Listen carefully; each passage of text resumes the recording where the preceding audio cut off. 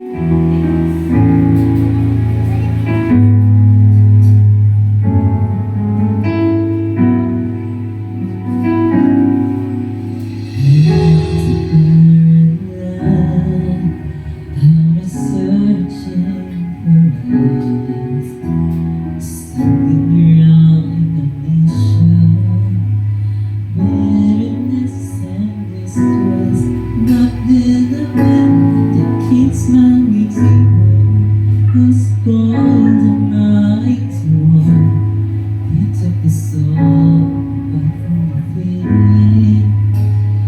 bring me to this house, he said, "Fear not, my child, for you are part of me, and I'm the rest.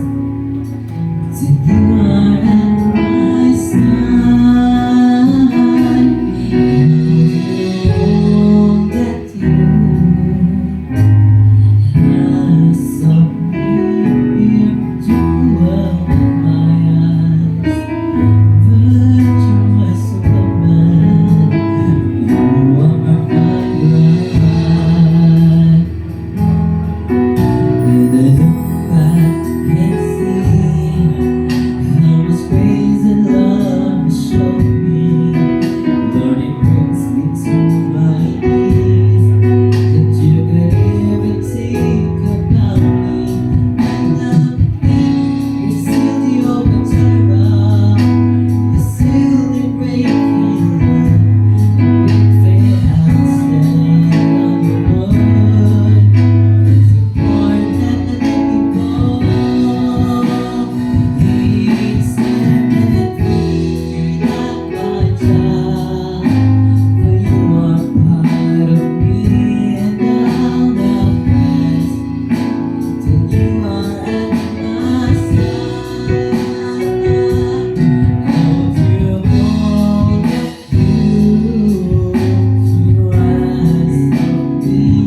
You're a jewel in my eyes, virtuous woman, you are my God. So Lord, I cast all my cares on you. I know you love me. Redemption by love. That's the greatest love story. For restoration, for redemption. That's what seven angels sing aloud, testify.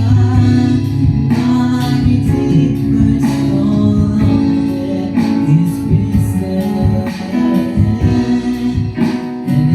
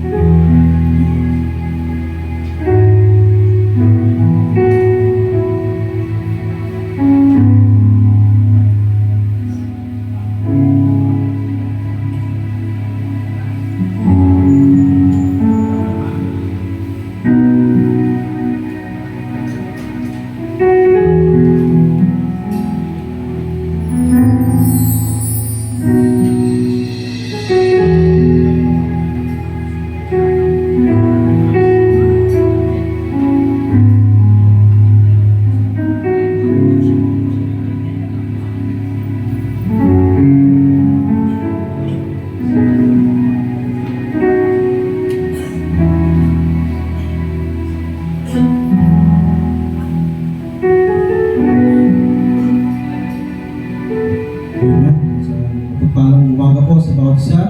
Sa pangalan po ng ating Panginoong Kristo. Amen. Tayo po ay magpapasimula na sa ating Sunday School sa umaga ito. Iyan ko po ang bawat isa na tumayo. Mawit sa mawitin bago natin bigay sa ating mga ngaran. Words the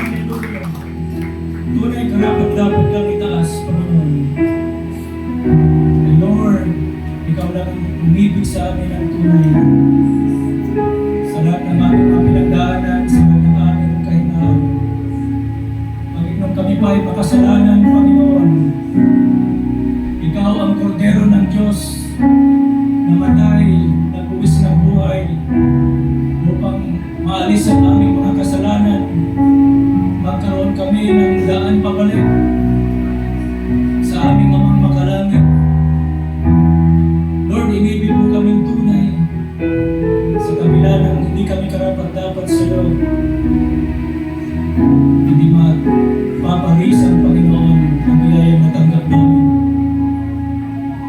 ay ang iyong mga tinubos lang ang makakaawit ng Amazing Grace. O Lord, naranasan namin ang iyong pagliligtas. At hindi nagbago, Lord, ang iyong pag-ibig at paglingap sa amin. Kaya salamat po, Panginoon, kayo pamata sa aming kalagitnaan.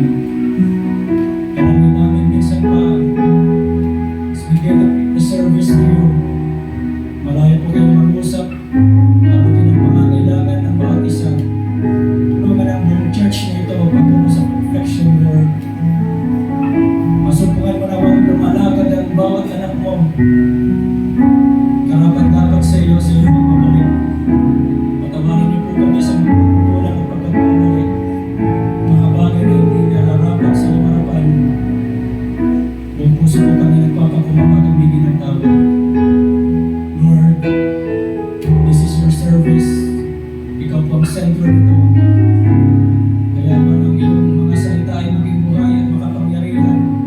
Pagdala ng pananampalataya, ng kaligtasan, ng kalayaan, Panginoon, kapayapaan at kagalingan sa aming mga kaluluwa at katawan. Kaya naman po aming tinataas. In the name of the Lord Jesus Christ, we pray. Amen. Hallelujah. Shalom, Lord. So, pagpapalang umaga po sa bawat isa. I invite you in the book of Ephesians, chapter 1, verse 1 to 2. At sabi, si Pablo na apostol ni Kristo Jesus sa pamamagitan ng kalooban ng Diyos sa mga banal na nangasa Efeso at sa mga tapat kay Kristo Jesus. Sumainanawa ang biyaya at kapayapaan mula sa Diyos na ating Ama at sa Panginoong Jesus Kristo. May the Lord bless His words. Tayo po'y makakaupo. We will be our last topic in our series, mga kapatid. Patungkol pa rin sa perfection. Entitled The Church Needs Honing. Kung saan binanggit niya Brother Branham na ang church upang makarating sa rapture, mga kapatid, ay may kailangang tapyasin, kailangang bawasan, at upang nang sa gayon ay mag-fit tayo doon sa kalooban ng Holy Spirit.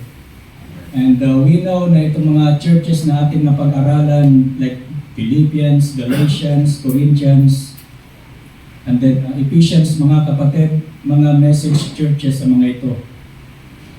So bunga sila ng ministry, una ng Elijah sa kanilang panahon, si John the Baptist, at ipinakilala ni John the Baptist ang fullness of the Word, which is Jesus Christ.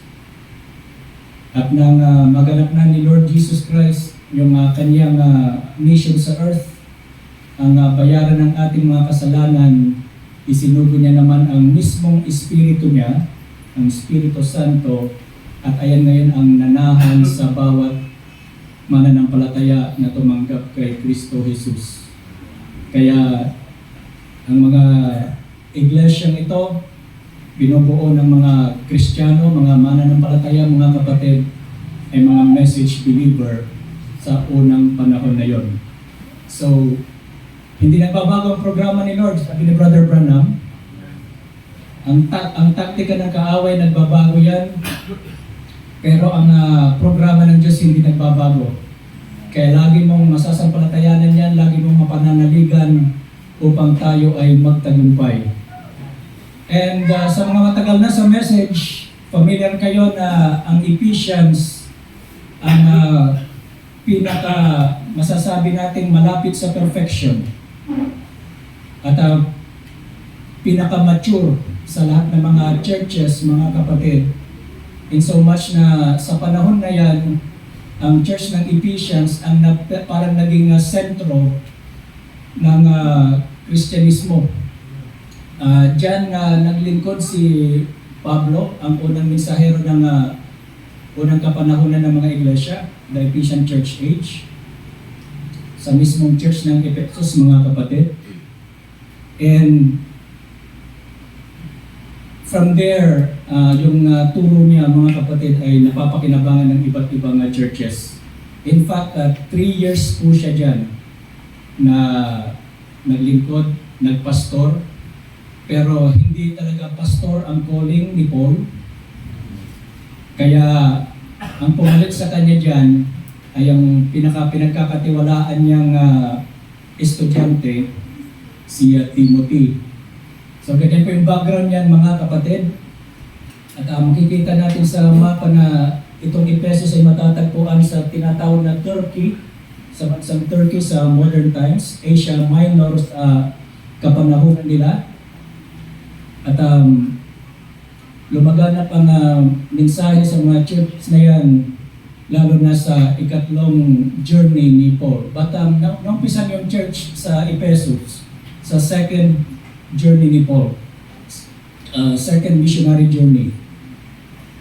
Pero naging talagang malusog at malago ang mga churches na hinawakan ni Paul, lalo na sa kanyang third missionary journey. At yung pang-apat, ayun na yung last journey niya mga kapatid, dahil hindi na siya nakabalik. Kinulong na po siya doon sa Roma hanggang siya pinugutan ng ulo at sinelyohan niya ang kanyang pag-ibig at patutuo kay Kristo sa pamamagitan ng kanyang dugo, ng kanyang kamatayan. A real gallant soldier of the cross, mga kapatid. Now, uunahin ko na yung mga challenges ng church na ito.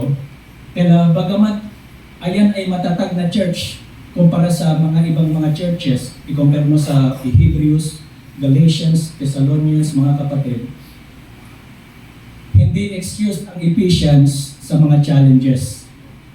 Or else, hindi magiging matatag ang church, hindi rin magiging matatag ang Christ Tabernacle, mga kapatid, malibang dumaan tayo sa mga challenges. So mahalaga ang trials and challenges upang ma-perfect tayo at mag-mature. Ang kagandahan nga lang mga kapatid ay nabuhay tayo kung saan tapos na ang Bible at pwede natin mapag-aralan yung mga challenges ng mga unang churches at i-apply ito sa ating mga buhay, personal man yan as a whole family of God here in Christ Tabernacle at tayo ay magtagumpay.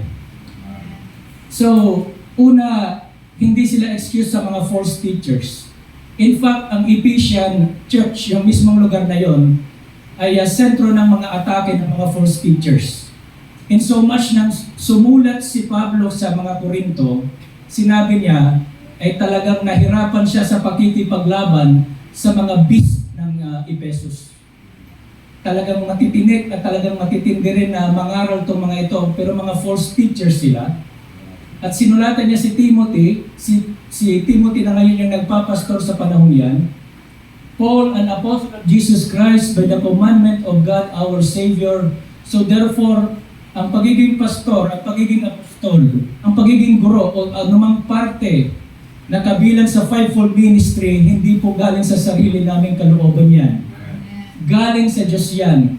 Ang tunay na pastor sa loob ng iglesia is a God-given pastor, mula pa yan sa puso ni Lord. At kapag si Lord ang nagtalaga ng isang manggagawa, walang makapag-aalis dyan mga kapatid. So naging apostol siya sa pamamagitan ng commandment of God, our Savior and Lord Jesus Christ, which is our hope. And to Timothy, my own son in the faith, dahil bunga si Timothy ng pagtuturo ni Pablo, grace, mercy, and peace from God our Father and Lord Jesus Christ. As I besought thee to abide still at Ephesus, so pinakiusapan niya na manatili ka muna dyan. Nung pumunta siya sa lugar ng Macedonia, that you might charge some that they teach no other doctrine. So, nung iniwan ni Pablo ang Ephesus, ipinagkatiwala niya kay Timothy, si Timothy na ngayon ang nakikipaglaban doon sa Ephesus. Kaya nga nagtitrain tayo ng mga young men.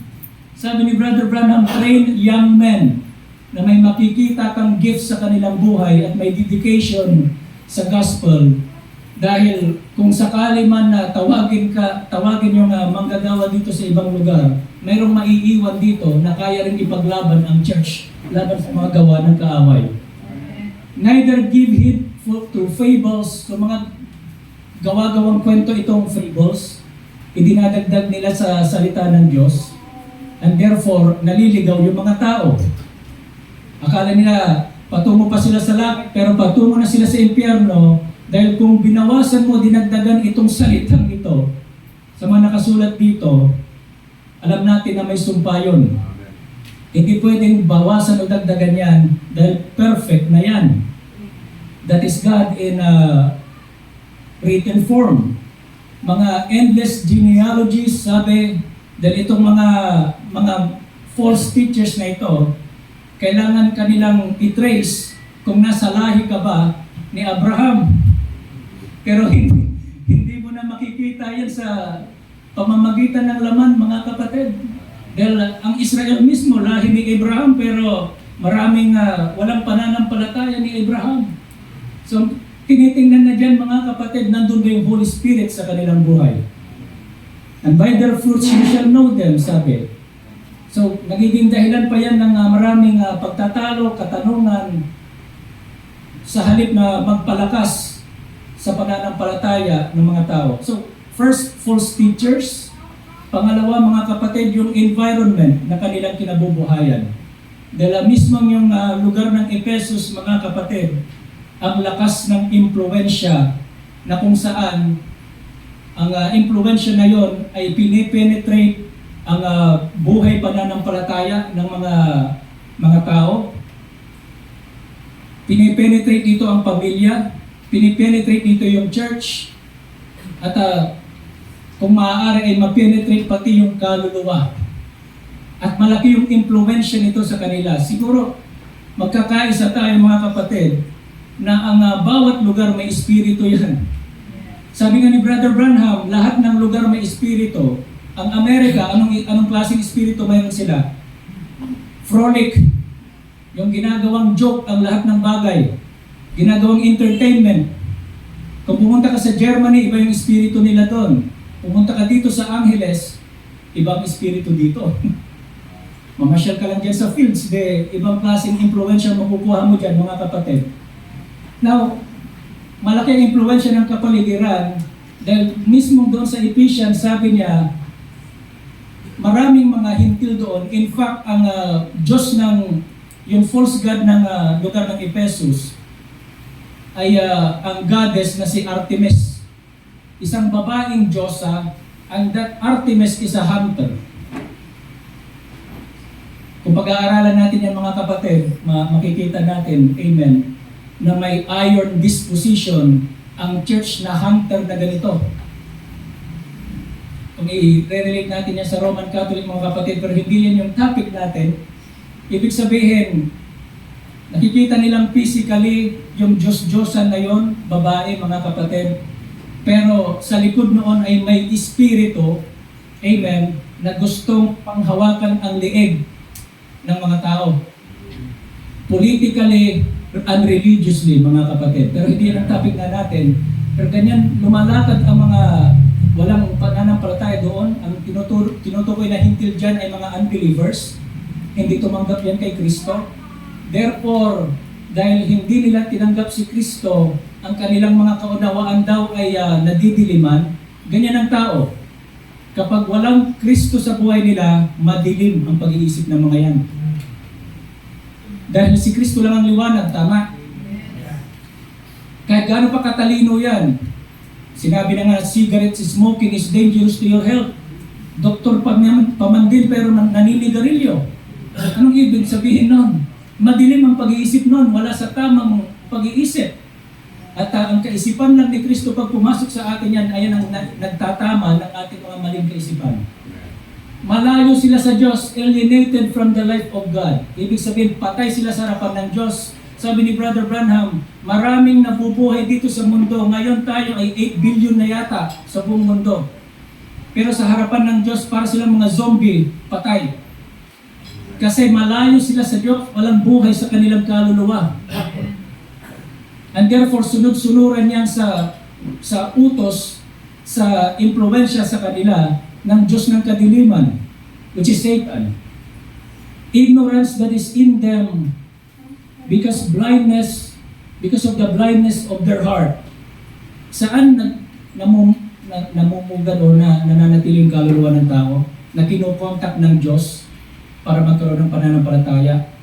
Sa puso, mga kapatid. Ngayon, kung yung kaluluwang yan ay the soul that sinneth, it shall die. Sabi ng Ezekiel, mga kapatid. Kapag kaluluwang yan ay hindi makatanggap ng liwanag ni Kristo, bulag yan, amen, ignorante yan sa salita, hindi mo mapapaniwala yan, kahit kanugat ka linaw ang turo, dahil bulag nga ang kanilang mga puso. Kaya napakapalad mga kapatid ang nakatanggap ng mensahe. Alam nila yung nilalakaran nila. At may direksyon sila sa buhay. Alam nila yung patutunguhan nila. At alam nila yung purpose kung bakit nabubuhay sila. Who being past feeling have given themselves over unto lasciviousness. At dahil dyan, dahil hindi sila nasa ilalim ng impluensya ng Holy Spirit, ang pamumuhay nila ay puno ng kahalayan, lasciviousness, karumihan, at kasakiman. Nakikita mo ba yan sa iyong paligid, kapatid? Hindi tayo excuse yan, mga kapatid. Kaya nga yung challenges doon ay challenges din lalo sa panahon ng Laodicea. Ganid ang mga tao, mayaman na sila, gusto pang magkamal ng yaman, hindi sila napupuntento. Kahit na masakripisyo pa ang kapakanan ng maliliit. Di po ba? Puno ng karumihan, puno ng kahalayan. Pero ang mabuti sa mga Ephesians, madali silang turuan. But you have not so learned Christ. Naturuan sila sa mga bagay nito. If so be that you have heard Him and have been taught by Him as the truth is in Jesus, na ang katotohanan ay si Jesus. Tama ba yun? Ako ang daan, ang katotohanan ng buhay, sabi ni Lord, mga kapatid. Kaya nga, dahil madali silang turuan, madali nilang tanggapin ang salita, nakakapasok sa kanilang Holy Spirit ng malaya, at nagkakaroon sila ng renewal ng kanilang kaisipan, nagiging bago ang kanilang pagkatao. They put a new man, mga kapatid, sana naiintindihan natin ay lang ang taming paraan kapag tatanggapin mo, kapag ikaw yung klase ng tao na madaling turuan sa salita, na hindi mo ito kinokontra, then malayang makakapasok ang Holy Spirit sa iyo. Babaguhin at babaguhin ka niya. Kahit na ano pa man yung nakikita mong kasamaan sa iyo, walang imposible sa Diyos. Kayang-kaya niyang ayusin yan. Sino ba ang lumalang ng kaluluwa natin? Ng espiritu at ng katawan na ito. So lubos niyang nakikita yan, lubos niyang naiintindihan yan. Kaya niyang gamutin yan. Kung bibigyan natin siya ng chance, mga kapatid, tulad ng ginawa ng mga Ephesian saints. Kaya nga, sabi niya, itong environment na ito naka-apekto dahil mga sinungaling yung mga tao doon. Kahit yung mga may tuturing mo na Kristiyano, mismong sa lugar na yon, nagagawa din magsinungaling. Pero anong ipinangtapat ni Paul? Katotohanan. Pangaral na galing sa purong salita. Kaya nga, kung kasinungalingan yan, ay sinabi niya, wherefore putting away lying, speak every man truth with his neighbor. Magsalita tayo ng katotohanan. Dahil ano ang kasinungalingan? Hindi ba binaluktot na katotohanan? At kapag binaluktot galing sa kaaway, so ang pagtutuwid niyan, katotohanan pa rin. Ayun ang dahilan kung bakit ipapangaral natin ng salita ang katotohanan dito, kahit ang matira na lang ay 4 na poste, mangangaral pa rin ang itinalaga ng mga ngaral dito ng Panginoon. Walang compromise, mga kapatid. And I believe, sabi ng Romans chapter 10, hindi naman isusugo ng Panginoon ng isang mangangaral kung walang tatanggap ng pangaral. At kayo na yon, mga kapatid, bunga ng katotohanan ng Panginoon na pinapangaral dito, mga kapatid. Magalit ka pero huwag kang magkasala. Huwag mong hayaan daw na lumubog yung araw sa iyong galit. natural kung ang yung mga nakapaligid sa iyo ay punong-puno ng katusuhan, punong-puno ng mga bagay na ikagagalit mo, bilang tao magagalit ka pa rin. Pero itinuwid ng salita yan, pwede kang magalit, pero pwedeng hindi ka rin magkasala. Magagalit ka, pero hindi ka magkakasala. Sa bahay pa lang kung sobrang tigas ng ulo ng anak mo, magagalit at magagalit ka, right? At yung anak mo, influensyado kasi ng sanlibutan. Ayun ang nakikita niya sa kanyang mga kalaro, nakikita niya sa YouTube, nakikita niya sa kung ano-ano mga kapatid. Pag napunta yan na yan sa school, hindi mo na alam kung anong klaseng mga company ang kanyang sasamahan. At pwede siya ma-influensyan doon, dadalhin niya sa bahay. Tama ba? Kaya nai-infiltrate ng kapaligiran kung saan naglipa na din ang espiritu ng kadiliman sa kapaligiran na yan, ang mismong tao, ang mismong tahanan, ang mismong church. And so, may battle doon. Ang unang maganda sa mga Ephesians, madali silang turuan. Kapag itinutuwid sila, tanggap nila yon mga kapatid. So, let no corrupt communication proceed out of your mouth. Yung mga nagnanakaw, wag nang magnakaw. So, maaring may mga magnanakaw na na-convert. At ayan, sabi, kung dati ninyong buhay yan, binago na kayo ni Kristo, sampalatayanan ninyo. Yung dating kleptomania na kamay na yan, ano yung kleptomania? Yung hindi magpakali kung hindi magnakaw. Pwedeng baguhin ng Diyos yan. Kung tatanggapin ng Diyos, kayang kontrolin yung kamay na to. Dahil nandito yan eh. Sana nagkakaintindihan tayo mga kapatid. Lahat ng kapaitan, lahat ng puot, galit, mga clamor is yung unhealthy na conversation, yung nauuwi sa debate, mga kapatid. Evil speaking, mga masasamang pananalita, be put away from you. Lahat ng malisya, bagkos maging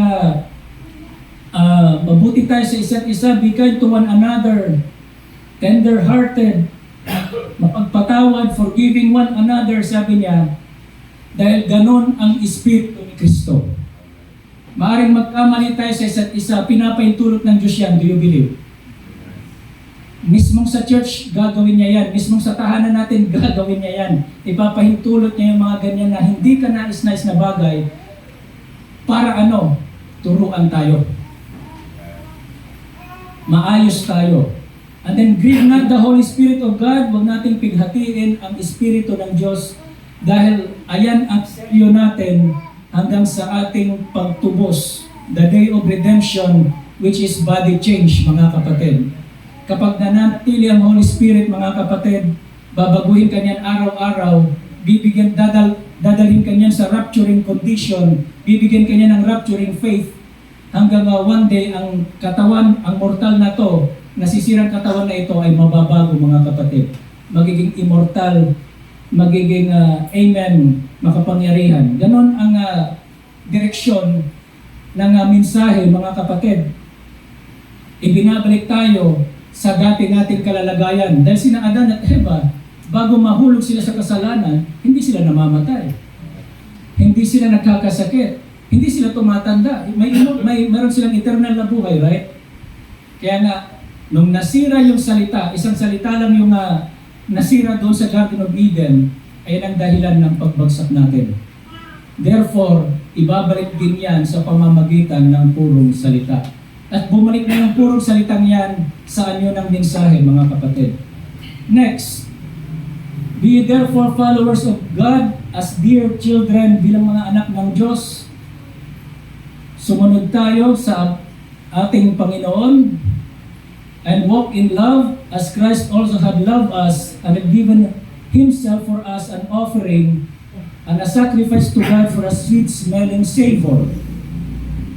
But fornication, uncleanness, again, ito yung nakikita nila sa kanilang kapaligiran. Maraming babae at lalaki nagsasama na hindi man lang ikinasal. Lahat ng karumihan, lahat ng covetousness. Yung covetousness ay yung pagnanais mo, paghahangad ng bagay na hindi naman para sa'yo. Yung gusto mong angkinin yung ari-arian ng iba kahit sa illegal pagparaan, o kung maganda yung asawa ng may asawa, gusto mong angkinin yung kanyang asawa na hindi naman karapat-dapat. Mga bagay na ganitong nakikita nila, filthiness, foolish talking, mga walang kwetang usapan, mga kapatid, na napupusong na minsan ng Diyos, jesting, maging ang mga green jokes. Ang jesting ay yung nagabibiruan kayo, pero sobra. Minsan may nasasaktan ka na, o kaya minsan mahalay na pala. Kapag hindi aware ang tao sa ganito, nakasulat sa Biblia yan, mga kapatid, ayaw ng Diyos yan. Pwede pang makahadlang sa iyo, mga kapatid, sa iyong pag-mature. Kaya nga, makapangyari ang di lang ito. Pero dapat kontrolin yan ng tamang espiritu at kontrolado ng may pananampalataya sa kanilang kaluluwa. Amen. No whoremonger, unclean person, or covetous man who is an idolater have any inheritance in the kingdom of Christ and of God. Naiintindihan ng mga Ephesian saints ang kanilang inheritance, ang kanilang mana mula sa Diyos, mga kapatid. At kaya nilang i-overcome lahat ng mga to. Nakuha natin, mga kapatid. Sa pamilya, sa mag-asawa, submitting yourselves one to another in the fear of God. Nagsasubmit yung babae, oo, pero ang lalaki nagsasubmit sa Diyos, nang sa gayon, mga kapatid, ay maiukol niya ang tamang pagmamahal sa kanyang asawang babae. Hindi po mo mga lalaki tayo, mga kapatid, ay talagang parang hari-harian lang tayo sa bahay. Hirap na yung asawa nating babae, halos hindi na makapagpahinga, kukuya-kuya-kuy lang tayo, mga kapatid. Sa tingin ko, mali yun. Right. Dahil si Adan at Eva iisa. Ang babae, weaker vessel, kinuha yan mula sa tadyang ni Adan. So therefore, magkatuwang yan. Nakuha natin, mga kapatid. Pero ang wives, submit yourselves unto your own husbands. Dahil kapag nag-submit ka, sumusunod ka sa iyong asawang lalaki, sinusunod mo din ang Panginoon. Therefore, it is still a worship to the Lord. Pag sumusunod ka sa iyong asawang lalaki, alang-alang kay Lord, you are actually worshiping the Lord. Nakuha natin, mga kapatid. For the husband is the head of the wife, even as Christ is the head of the church, and He is the Savior of the body. So, binubuksan ni, kayang mangarap ni Pablo ng ganito kalalim sa mga Ephesians dahil kaya nila maintindihan yon. Binabigay niya yan na tipo. Ang asawang lalaki ay tipo ni Kristo, ang asawang babae ay tipo ng iglesia, ang iglesia susunod kay Kristo, katulad ng babae susunod sa kanyang asawang lalaki. Not the other way around. Ang final decision, mga kapatid, nasa lalaki. Pwede nilang pag-usapan ang mga problema nila, mga plano nila, pero ibigay nyo sa asawang lalaki ang final decision. Pero tayo, mga asawang lalaki, lumuhod muna tayo kung kinakailangan bago tayo mag-desisyon. Dahil hindi lang naman tayo maapektuhan, maapektuhan din ang ating mga asawa, ang ating mga anak. Okay ba? Mga anak, sabi niya, obey your parents in the Lord, for this is right. Honor thy father and thy mother. Igalang mo ang iyong ama't ina. Yung paggalang na yan, mga kapatid, ay may kahalong pagmamahal siyempre. Dahil ayan daw yung unang utos, the first commandment na may pangako. Sa lahat ng utos ng Diyos, umaabot yata ng 5,000, mga kapatid, kung iisa-isahin natin. Para sa anak, ang unang utos na may pangako, mga kapatid. Napaka-special ninyo, mga young people, sa harapan ng Diyos. Na kapag sinunod nyo daw yung ama at ina, ang ginagawa nyo rin yan ay ang Panginoon. At mayroon siyang pangako, mga kapatid, magiging mabuti ang buhay mo, magiging maayos ang buhay mo. Pag dumating ka sa pagpapamilya, hindi ka bibitawan ng mga ginawa mong yon, dahil ang Diyos ang hahawak sa iyo. At mabubuhay ka ng mahaba dito sa mundo.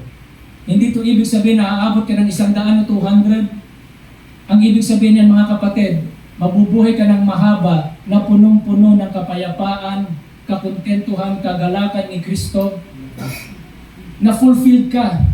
Anong kwenta ng mahabang buhay na punong-puno naman ng sakit ng loob?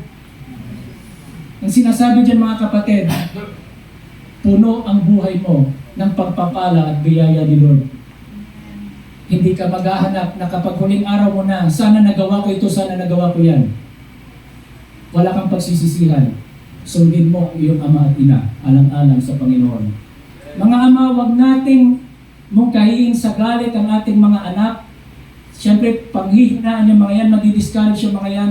Kundi, palakihin natin sila, nurture them to the admonition of the Lord. Pagsunod sa kalooban ng Diyos. Dahil kapag tinuro natin yan sa mga bata, paglaki nila, hindi nila hiwalayan yan mga kapatid. Dadaan sila sa mga trials, dadaan sila sa mga pagsubok, pwede silang bumagsak, pero mayroong something sa kanila na humahawak, magiging malakas yung mga yan, better Christians, better servants of the Lord, established mga kapatid, kasi naturuan sila ng tama sa daan ng Panginoon. Napakahalaga yan sa bawat tahanan mga kapatid. At ang mga servants, dahil kung tutusin ng mga servants, parte pa rin yan ng household. Dapat hindi atchay ang tawag dyan, kasambahay yan. Hindi ko mo mga kapatid, binabayaran yan ay parang hayop na ang turing sa kanila. Sa Kristiyanong tahanan mga kapatid, ang mga kasambahay, ang mga servidor, parte pa rin yan ng sambahayan ng Diyos. Kung may Bible study man kayo sa tahanan, isama nyo rin yung kasambahay ninyo.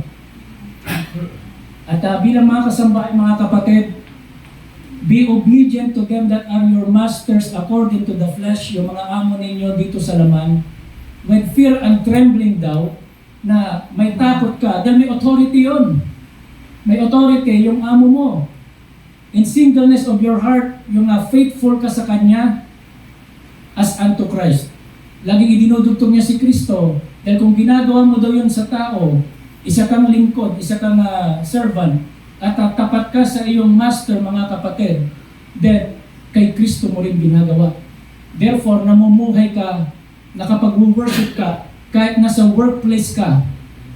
Amen? Not with eye service or as men pleasers na hindi nagpapalugod lang ng tao, but as servants of Christ, doing the will of God from the heart, with goodwill doing service as to the Lord, and not to man. Hindi lang sa tao, mga kapatid.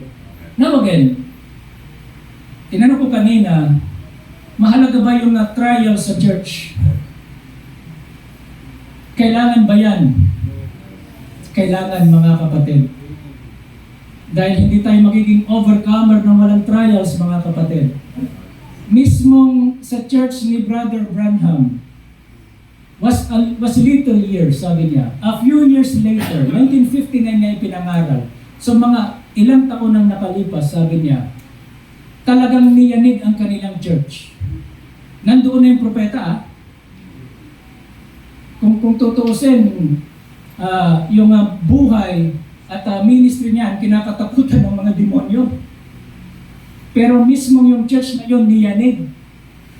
At it is so easy for the congregation of people to do when something just don't seem to happen the way that it's supposed to be. So maraming nalaglag, maraming bumagsak, maraming nag-backslide, maraming nanlamig, maraming natisod. Again, pinag-aaralan natin ang church ng Ephesians, mga kapatid. Ang mga Ephesian saints, ang maganda sila sa kanila, madali silang turuan, madali silang ituwid, nagpapatuloy sila. Hindi sa sarili nilang lakas, hindi sa kapangyarihan nila, sa biyaya ni Lord. Amen. Sa espiritong kanilang sinusundan, kapatid. Pero mismo sa church ni Brother Branham, niyanig, maraming bumagsak dyan. God makes it that way, sabi niya. Talagang iidinisahin ni Lord. Sinong may mga mabigat na problema dito? Alam niyo ba that the footsteps of the righteous are ordered by the Lord? Ang mga lakad natin dito, hindi natin pinilit talaga. In order na nila yun, bago ka pa isilang, ito na ang lalakaran mo, Brother Joseph. Ito na ang lalakaran mo, Brother Taniel. kahit anong iwas mo na parang si Jonah, nandoon pa rin. Hahabulin ka pa rin. Dahil doon ka gustong gamitin ng Diyos, kapatid. Doon ka gusto niyang iproseso, doon ka niya gustong i-perfect. God makes it that way. We have to trust it, Lord. We have to trust the will of the Lord. God brings tension into the church. Kung wala kang makikitang church, mga kapatid, na wala kang makikitang katitisuran, nakadesign yan. Kasi gusto niyang palabasin ang mga tunay na anak ng Diyos. Every son that come to God, gusto mong lumapit kay Lord, then maghanda ka sa trial. Ipoprove ka niya, patutunayan niya, mga kapatid. Ipoproseso ka niya, iti-test ka niya.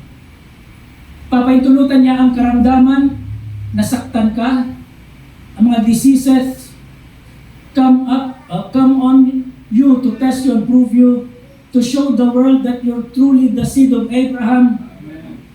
Stage 4 cancer ka na nga, mga kapatid. Hindi ka pa mamatay-matay dahil may humahawak sa'yo. Samantalang isang napakalusog na tao, natulog lang patay. Bakit buhay ka pa rin hanggang ngayon? Ako, 3 beses na akong muntik nang mamatay. Hindi ko pa kilala ang Diyos noon. Bakit niya ako iningatan sa mga panahong yon? Kasi may purpose siya sa'yo. Hindi pumapayag ang Diyos na hindi matapos yung purpose niya sa'yo. Kaya dapat maintindihan natin, mahalin natin yung mga pagsubok na yan, lalo na kung nakikita natin na ang kamay ng Diyos ay kumikilos, mga kapatid. He permits it by His own will. Pwede kanyang dalhin sa mga sakuna, mga aksidente, kahit yung mga beshi mo, magiging frenemies mo. Pwede niya gawin yan. Turn the devil loose to tempt you. Tuksuhin ka ng kaaway, kapatid. Pero sabi ng Bible naman, hindi tayo ipapaintulot ng Diyos na tuksuhin tayo ayos ng hindi makakayanan natin, mga kapatid. Sukat ng Diyos ang ating kakayanan. So, ibibigay niya lang yung kamats na pagsubok sa'yo. Dahil alam niya, sa biyaya ni Lord, sa pag-asa mo sa Kanya, magtatagumpay ka. Throw you into a bed of affliction, ang daming persecution, ang daming sa mga bagay na nagpapahirap sa iyo, troubles, mga kapatid, maging ang mga kapitbahay mo, na parang kang pandidirian, turn the church against you, and it's God's will for Him to do it. Kalooban ng Diyos, mga kapatid, kasi sa harapan ng Diyos, kapag nalalampasan mo yan at nagpapatuloy ka sa Kanyang biyaya, para ka daw ginto, unti-unti niyang nakikita yung Kanyang mukha sa iyo.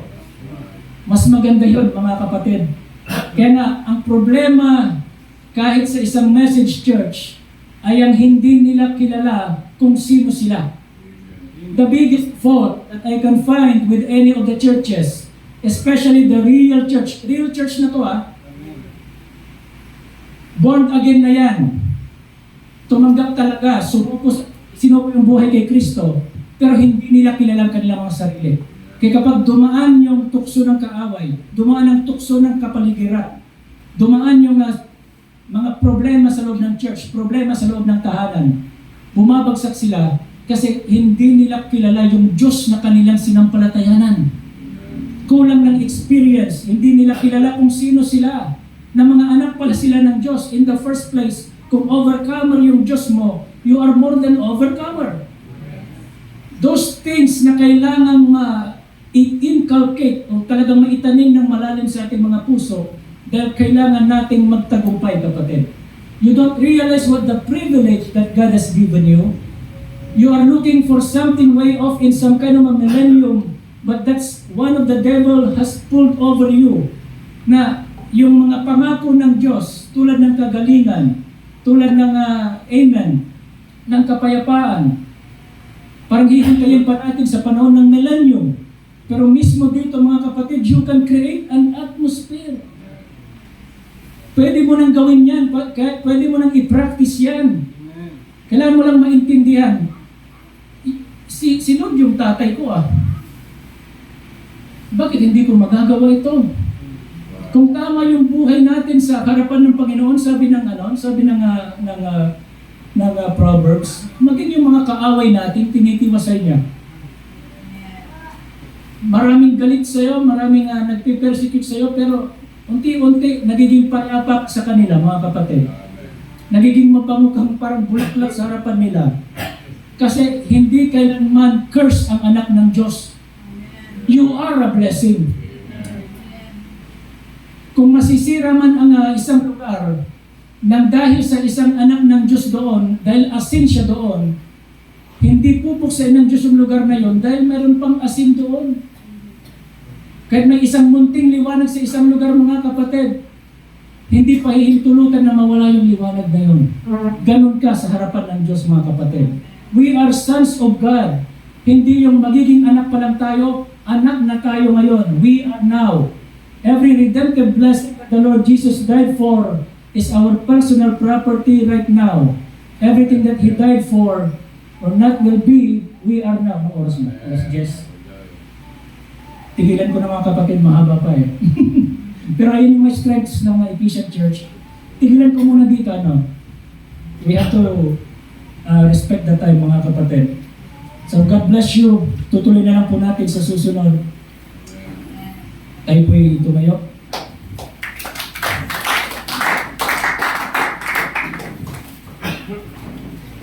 I want to sing that song, Overcomer.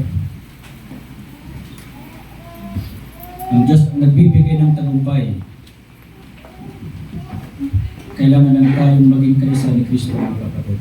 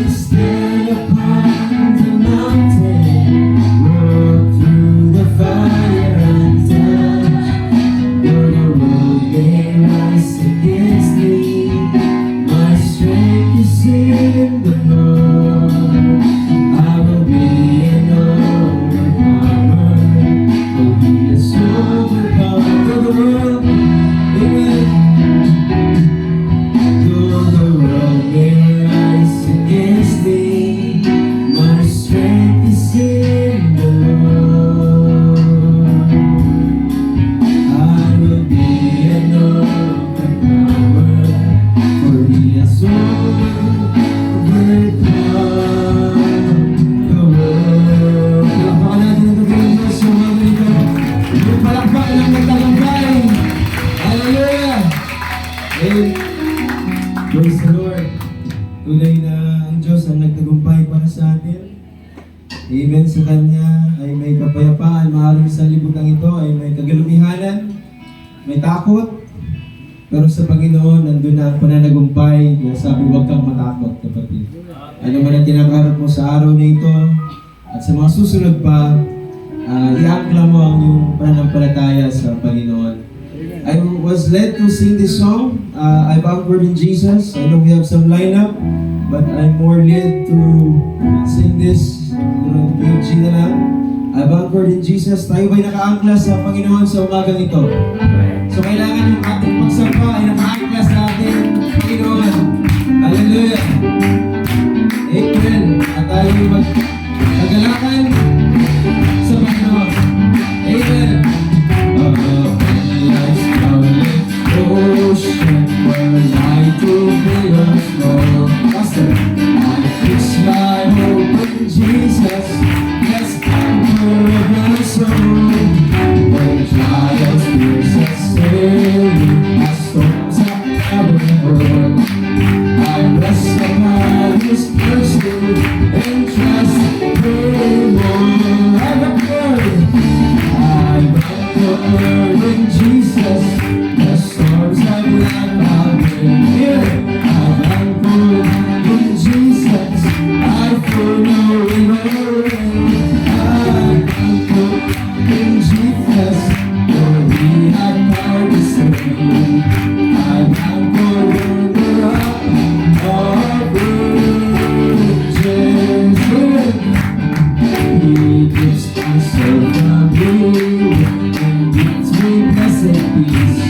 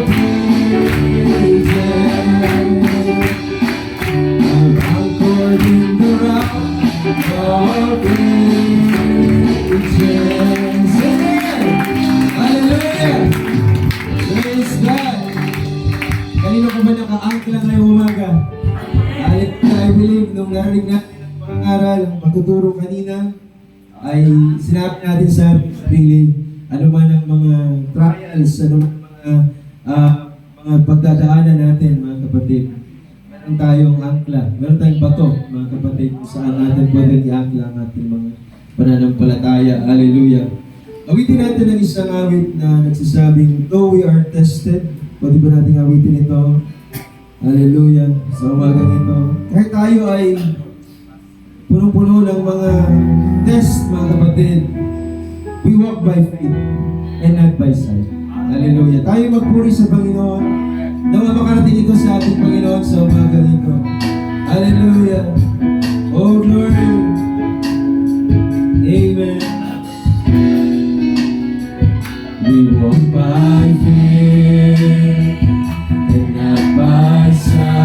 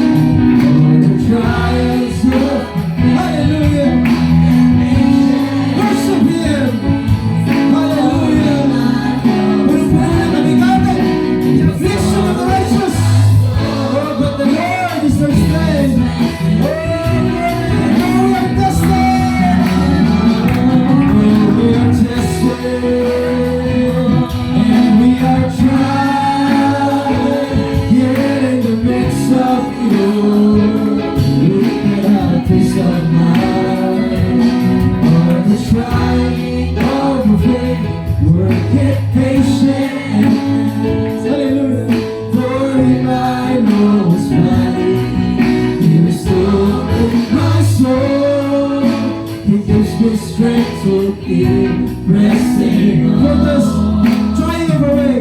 For the trying of our faith. Work it patience.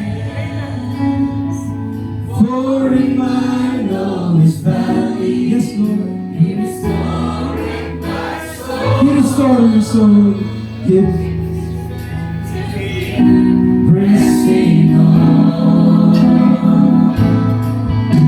He gives me the strength to keep pressing on. Praise the Lord. Hallelujah. Hallelujah. Napakabuti mo, Diyos. Lord Jesus. Alam mo, Lord, ang nais namin sa umagang ito. Despite of all these pains, despite of all these trials, gusto namin mas mag-magnify ka pa.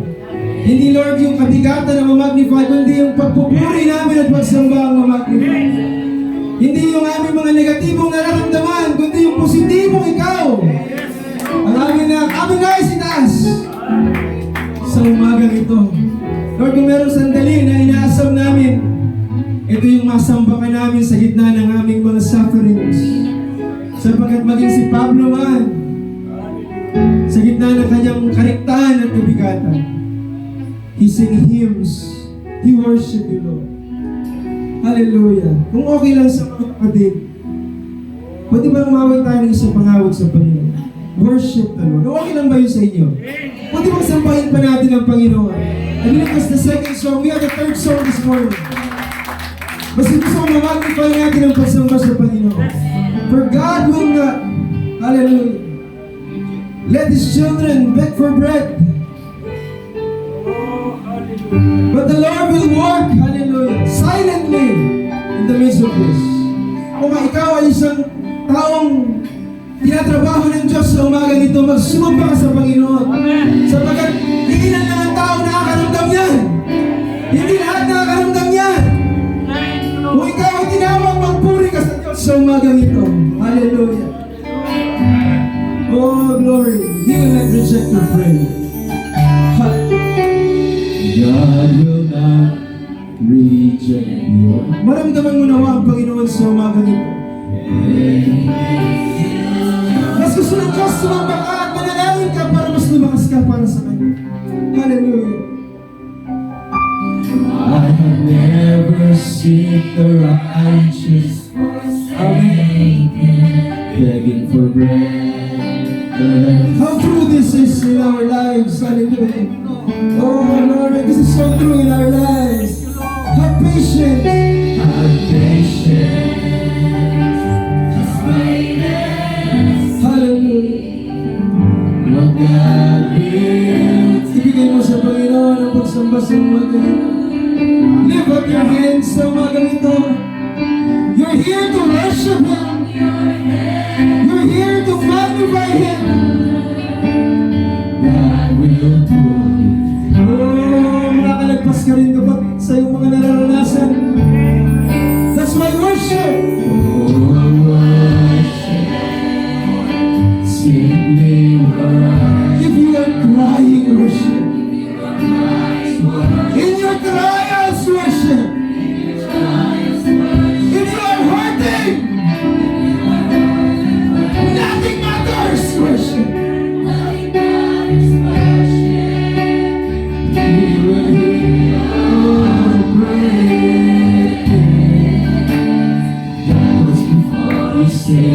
Let there be. He's healing your wounds and setting you free. He's sending His angels fighting from all sides. He's leading the way. He's the guide. Trust in Him, He will never fail. He'll walk with you along life's ride. Just lift up your hands. Hallelujah. Oh, worship. That's why we are here. Worship. Oh, Lord. Worship.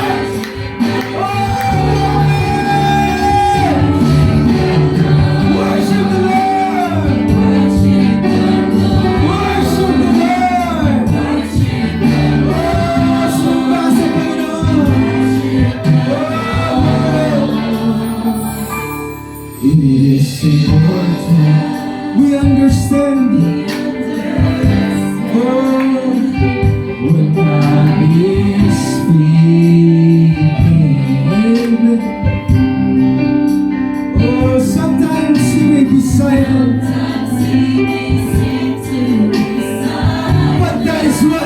He's working.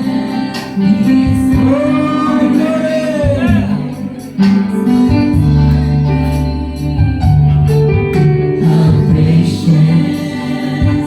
Just wait and see Oh, glory, Jesus. what will do.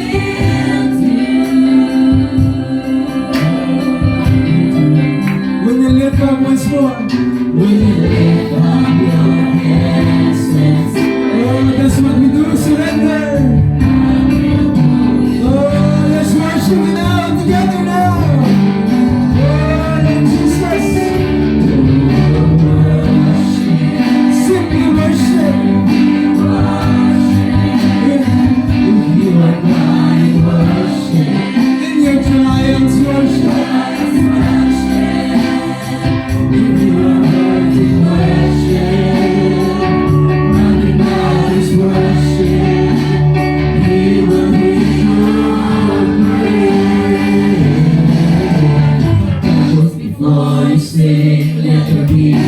He's healing your wounds and setting you free. He's setting his angels fighting from outside. He's leading the way, he sees the God. Trust in him, he will never fail. He'll walk with you all of life's. Just lift up your hands. Give him the praise. Worship the Lord. Worship the Lord. Worship the Lord. Worship the Lord. Jesus. Worship the Lord. Worship the Lord. Put it in the word. Put it in the trust.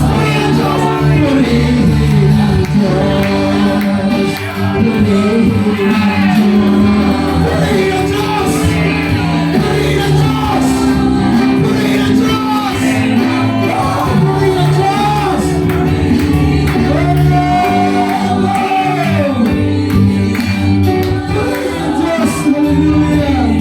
in the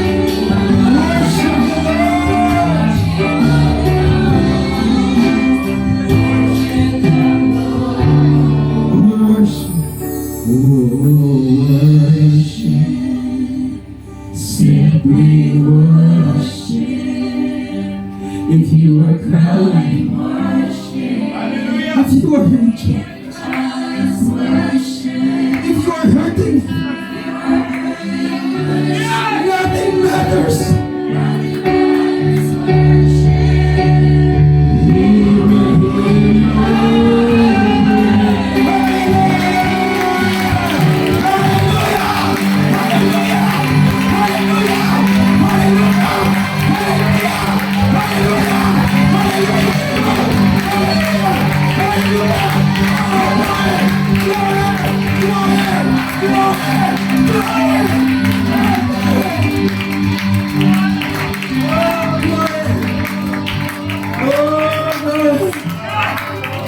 Gloria a Diyos sa mga ito!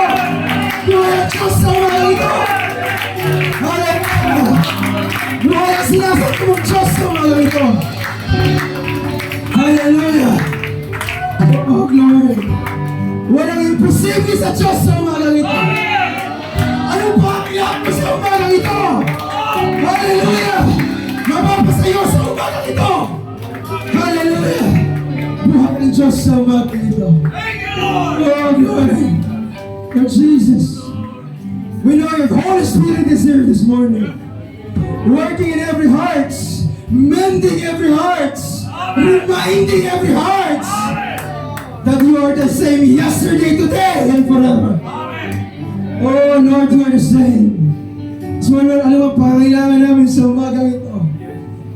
Lord, maraming beses kami bumagsak, pero sa umagang ito, ipinahangon mo kami muli. Hindi lang basta pagbangon, kundi pagbangon na may paglipad tulad ng mga agla. Oh, the place where we belong, Lord Jesus. Tulungan mo kaming magtagumpay sa lahat ng aming mga pinagdadaanan. Ikaw ang kalakasan ng aming mga buhay. Ikaw ang kalakasan ng iglesia. Ikaw ang liwanag ng iglesia sa dilim. Ikaw ang buhay ng iglesia. Ikaw ang paningin ng iglesia. Ikaw ang salita ng iglesia mo sa oras na ito. Lord, tulungan mo kami sa umaga ito. Sa aming pagpapatuloy, hindi lamang kami, Lord, narito para magtipon, kundi kami nagtitipon para sambahin ka. Para purihin ka. Para itaas ka. Luwalhatiin ka. Kakilain ka. Malaman ng lahat kumay ka sa aming kagandaan. Oh Lord, we pray. Ikaw mag-take control ng mga gawain ito. Lalo sa mga pakikinig pa, Lord, ng mga papuri, testimonya, pasalamat. Lalo tigit sa pakikinig ng iyong mga salita. Pagpalain niyo po ang iman na pastor. Salamat po na siya'y nakauwi ng ligtas, payapa sa aming iglesia. At ikaw ay ang Diyos na tumutupad, dumidinig ng aming panalangin. Lord, we believe He has a good report this morning. At Lord, ikaw ang maluwalhati sa lahat ng bagay. Lahat po ito, aming binabalik na may pagdakila pa, salamat sa pangalan ng aming Panginoong Jesus Cristo. Lahat ng buhay masabi ng Amen. O, kapalo po na. Hallelujah. Pagkakang ng kamayain ng Panginoon. Pagkakang patiin. Hallelujah. Patiin mo yung kapatid mo. Pag-ibig ng Panginoon. Hallelujah. At maaari tayong makapupo. Hallelujah. This is the living fellowship of the Lord. I believe, lagi natin sinasabing buhay ang Diyos sa ating kalagitnaan sa bumulantang umaga na napakainam sa inyong lahat at tunay kagalakan natin magsama-sama sa ilalim ng biyaya ng Panginoon. Amen? Hallelujah. So hindi pa po magpapakatagal. Amen? Tayo pinagpala ng Panginoon. I believe marami pang naka-store, naka-laan na pagpapala sa umagang ito. Meron po nakapag sundin na kagad natin ang ating mga mag-aalay ng awit pagmula sa ating worship team. I believe the young people. Okay, the young people, the worship team. Sorry. Okay, the children's ministry muna. Okay, so ito po ang ating mga, I think this is level 2. Lahat, okay. So the children's ministry, tinatawagan na po natin. Amen. God bless you. We want to give them a microphone.